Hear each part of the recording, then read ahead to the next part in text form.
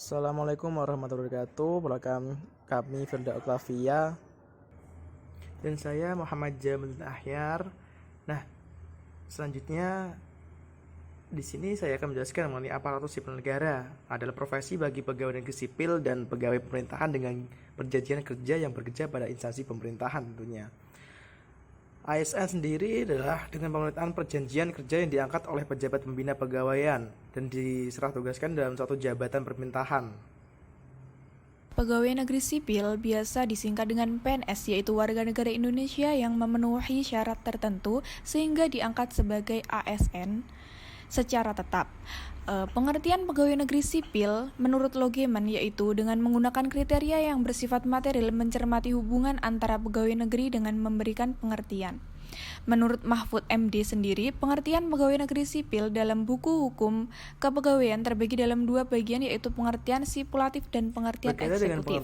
Berkaitan dengan pengertian seorang pegawai apabila memenuhi beberapa syarat antara lain memenuhi syarat-syarat yang ditentukan, diangkat oleh pejabat yang berwenang, diserahi tugas, dan juga digaji.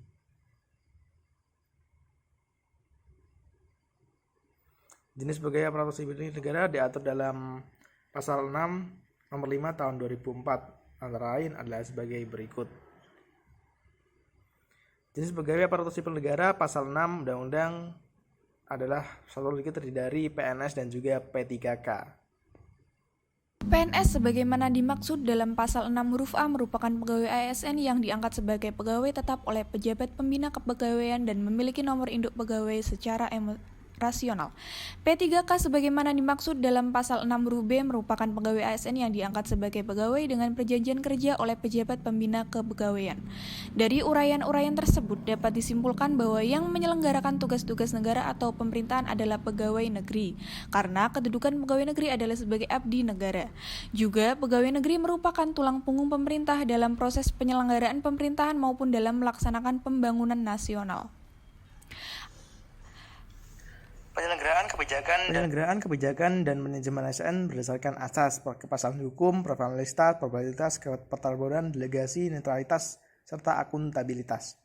Efektif dan efisien, keterbukaan, non-diskriminatif, persatuan dan kesatuan, keadilan dan kesetaraan, serta kesejahteraan. Aparatur sipil negara sebagai profesi berdasarkan prinsip sebagai berikut, yaitu nilai dasar, kode etik dan kode perilaku, komitmen, integritas moral, dan bertanggung jawab pada pelayanan publik. Kompetensi yang diperlukan sesuai bidang tugas, kualifikasi akademik, jaminan perlindungan hukum, dan melakukan tugas dengan profesionalitas jabatan. Nilai dasar sebagaimana dimaksud pada pasal 3 huruf A meliputi pemegang teguh ideologi, setia pertahanan UUD 1945 dan pemerintahan yang sah.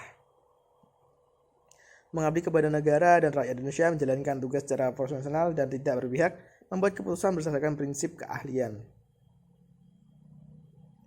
Menciptakan lingkungan kerja yang non-diskriminatif, memelihara dan menjunjung tinggi standar etika luhur, mempertanggungjawabkan tindakan di kinerjanya ke publik. Memiliki kemampuan dalam melaksanakan kebijakan dan program pemerintah, memberikan layanan kepada publik secara jujur, tanggap, cepat, tepat, akurat, berdaya guna, berhasil guna, dan santun, mengutamakan kepemimpinan. Menghargai komunikasi, konsultasi, dan kerjasama, mengutamakan pencapaian hasil, dan mendorong kinerja pegawai dalam mendorong kesetaraan dalam pekerjaan, serta meningkatkan efektivitas sistem pemerintahan yang demokratis sebagai perangkat sistem karir.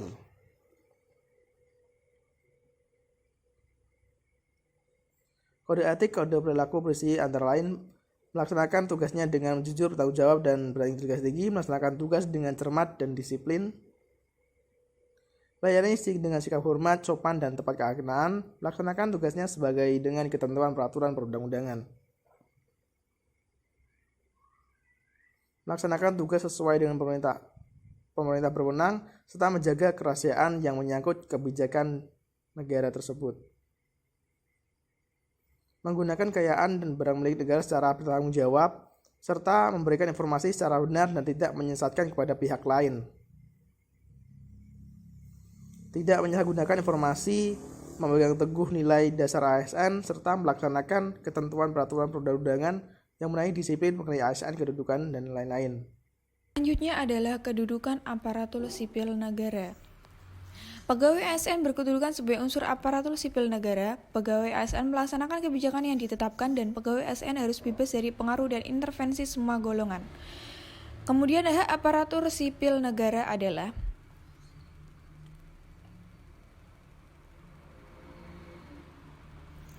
dasar dari adanya hak adalah manusia mempunyai berbagai kebutuhan yang merupakan pemacu bagi dirinya untuk memenuhi kebutuhannya, seperti bekerja untuk memperoleh uang bagi pemenuhan kebutuhan. Adapun hak-hak pegawai aparatur sipil negara menurut Undang-Undang Nomor 5 Tahun 2014 Pasal 21 yaitu pegawai negara berhak atas gaji, tunjangan dan fasilitas, cuti, jaminan pensiun dan jaminan hari tua, perlindungan serta pengembangan kompetensi. Hak pegawai pemerintah dengan perjanjian kerja P3K berhak memperoleh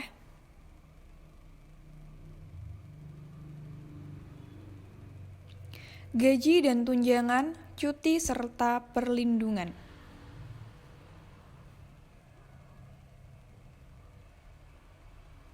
Kewajiban pegawai negara adalah segala sesuatu yang wajib dilakukan berdasarkan peraturan perundang-undangan. Menurut sastra Jatmika, kewajiban pegawai negeri dibagi menjadi dua. Kewajiban-kewajiban yang ada hubungan dengan suatu jabatan, kewajiban-kewajiban yang tidak langsung berhubungan dengan suatu tugas dalam jabatan, serta kewajiban-kewajiban lainnya. Fungsi, tugas, dan peran aparatur sipil negara, yaitu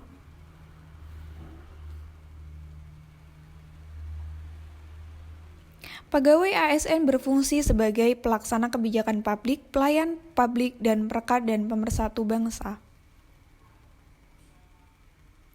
Pegawai ASN bertugas melaksanakan kebijakan publik yang dibuat oleh pejabat pembina kepegawaian sesuai dengan ketentuan peraturan perundang-undangan, memberikan pelayanan publik yang profesional, mempererat persatuan serta kesatuan negara Kesatuan Republik Indonesia.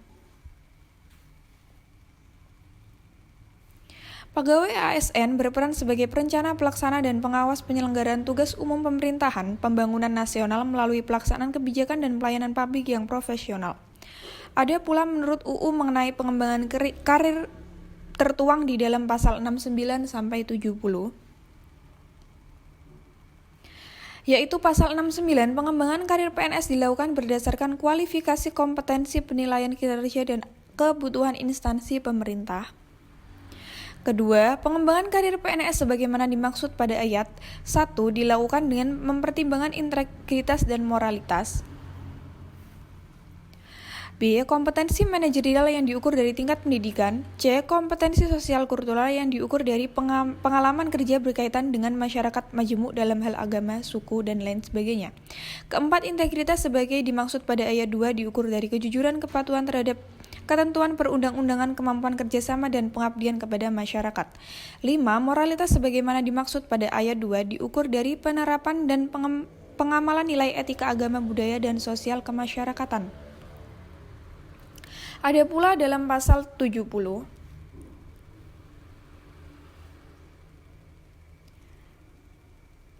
yaitu setiap pegawai ASN memiliki hak dan kesempatan untuk mengembangkan kompetensi,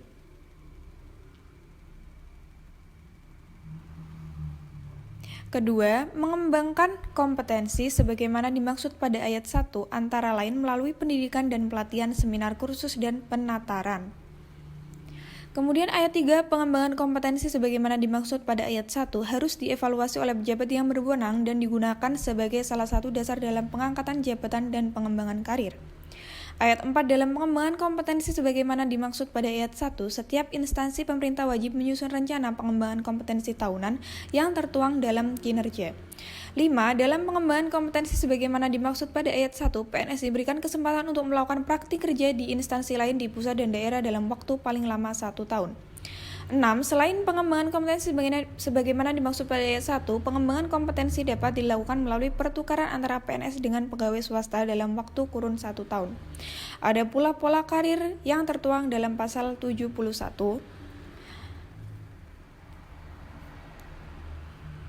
yaitu ayat pertama untuk menjamin keselarasan potensi PNS dengan kebutuhan penyelenggaraan tugas pemerintah dan pembangunan perlu disusun pola karir PNS yang terintegrasi secara rasional.